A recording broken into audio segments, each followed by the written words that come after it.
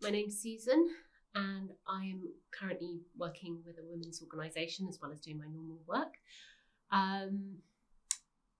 When I look back on being a little girl, I suppose I was quite a feminine child. I wasn't a tomboy, but I did enjoy playing outside and playing with the boys. But I was also into my ballet and my dolls and sewing and all the things that little girls are expected to do. But I was feisty.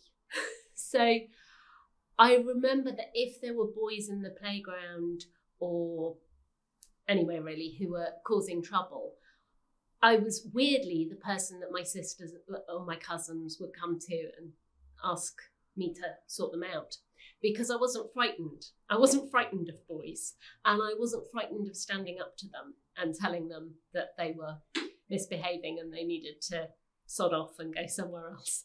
So I suppose that has stayed with me all my life, that I do things sometimes, even when I'm frightened to do them, I will myself to try and do them if I feel that it's the right thing to do.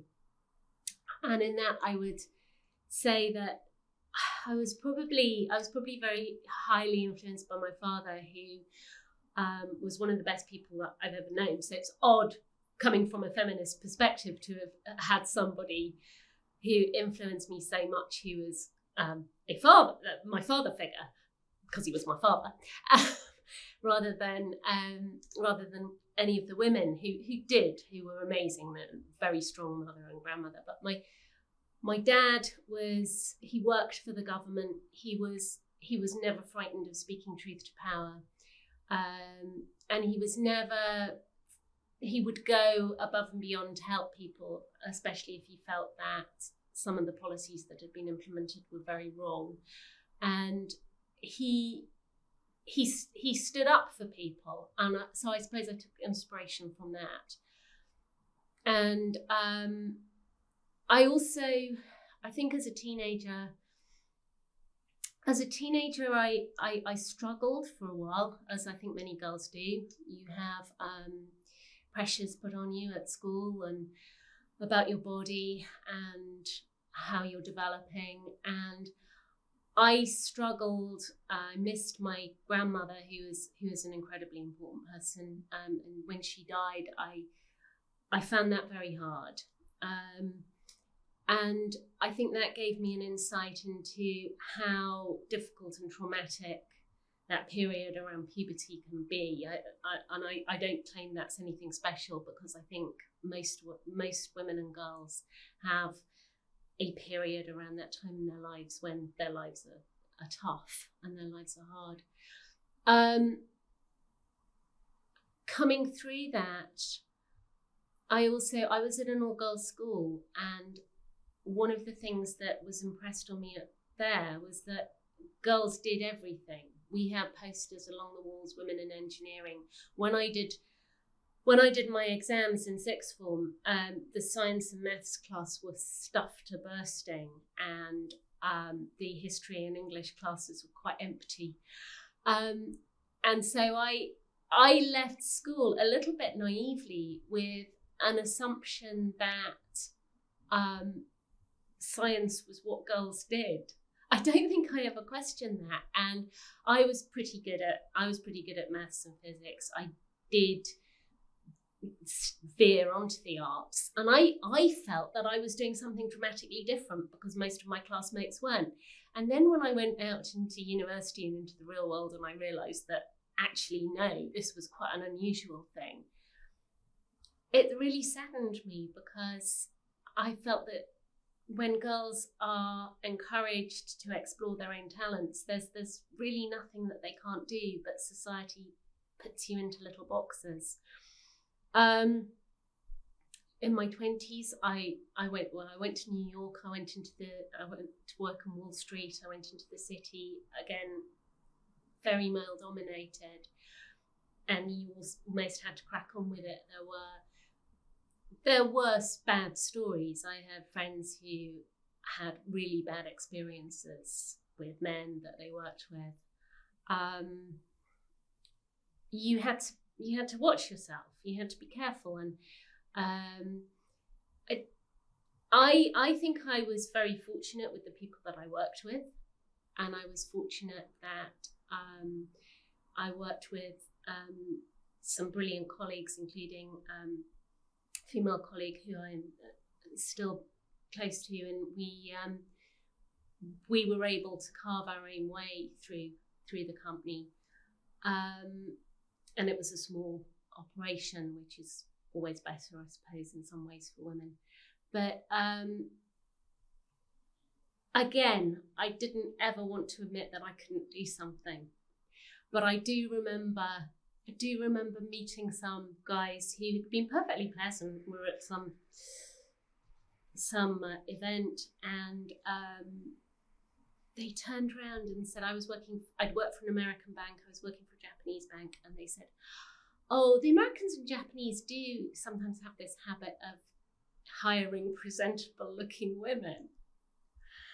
And I was stunned, because we'd been having a conversation about markets and about finance, and I thought, how dare you think I was hired because I'm presentable looking, rather than the fact that I went to Oxford and that I'm reasonably intelligent and I'm good at my job, and the fund that I work on is in the top 10% of all the unit trusts in this sector.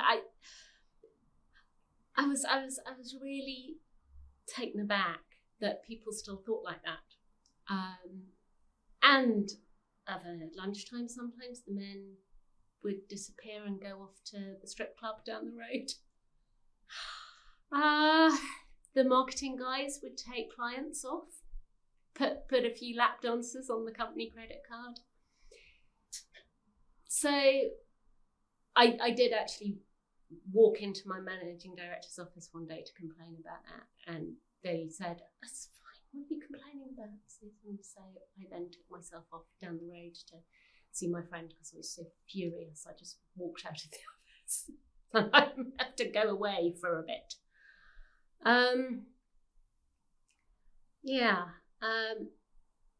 Then having children in my 30s, I've got a daughter. I really worried about her. I worried about all the stuff she was exposed to, which wasn't the same when I think about when I was little. The toys I played with, even though, as I said, I was quite a feminine little girl, I loved Lego and Meccano. They were my favourite, and my train set, they were my favourite toys. I liked constructing things. And I found everything was so pink and so gendered. And I was used to having a box of Lego with two kids in Fair Isle sweaters and a bowl cut. And you didn't know, the one was a boy, one was a girl, but they were dressed identically and they were both playing with the Lego. And that was the way I thought society was heading. I didn't realise that when my daughter was born, we'd be going backwards. And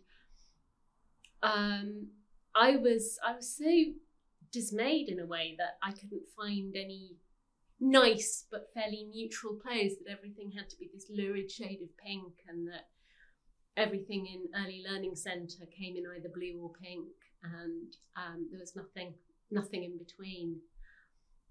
So that did concern me greatly, and I worried about what children were being exposed to, and the marketing of things to little girls.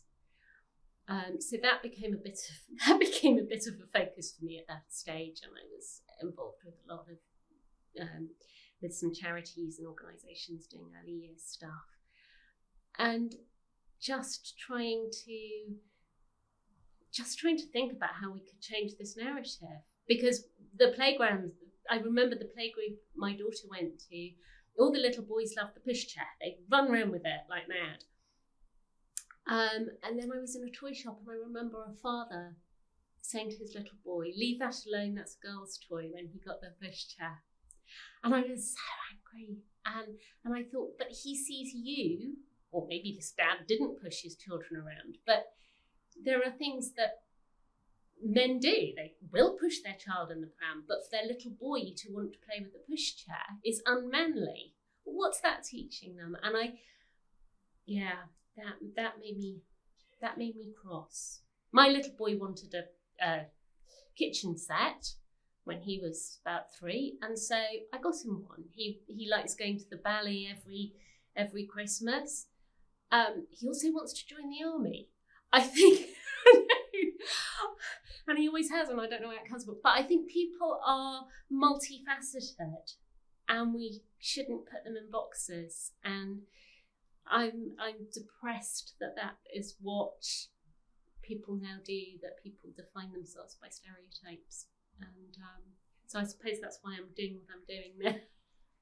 And I think that everybody, men and women, everyone has a responsibility to try and make things better and work to sort this out, because we need to go forward and not backwards.